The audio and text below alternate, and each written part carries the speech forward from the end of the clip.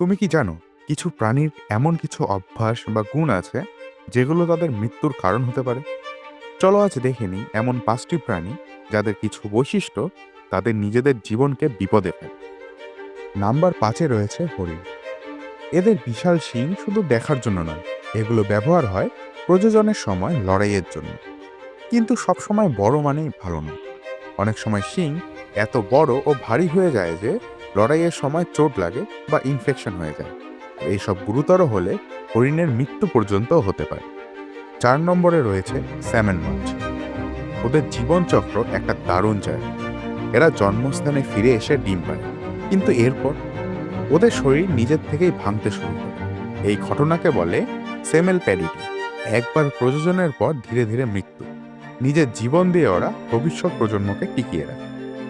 ৩ নম্বরে রয়েছে কমোডো ড্রাগন। ওদের লালা অর্থাৎ থুতুতে থাকে ভয়ঙ্কর ব্যাকটেরিয়া আর বিষ।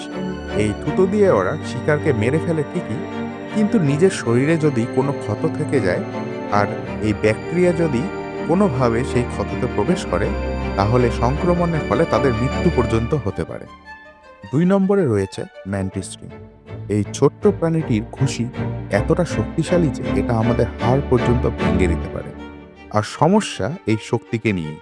অনেক সময় ভুল করে এরা নিজের শরীরকেই ক্ষতবিক্ষত করে ফেলে, যার ফলে এদের মৃত্যু পর্যন্ত ঘটে। আর ১ নম্বরে রয়েছে দক্ষিণ পূর্ব এশিয়ার বিস্ফোরণকারী পিঁপড়ে। শুনে হাস্যকর মনে হলেও এরা শত্রুর আক্রমণ ঠেকাতে নিজের শরীরকে ফাটিয়ে দেয়। আর এই বিস্ফোরণে বের হয় এক ধরনের আঠালো বিষ, যা শিকারীকে দূরে রাখে।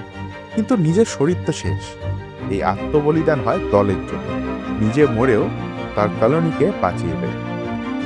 সত্যি, প্রকৃতি মাঝে মাঝে ভয়ঙ্কর, মাঝে মাঝে বিস্ময়কর, আর মাঝে মাঝে আত্মঘাতী।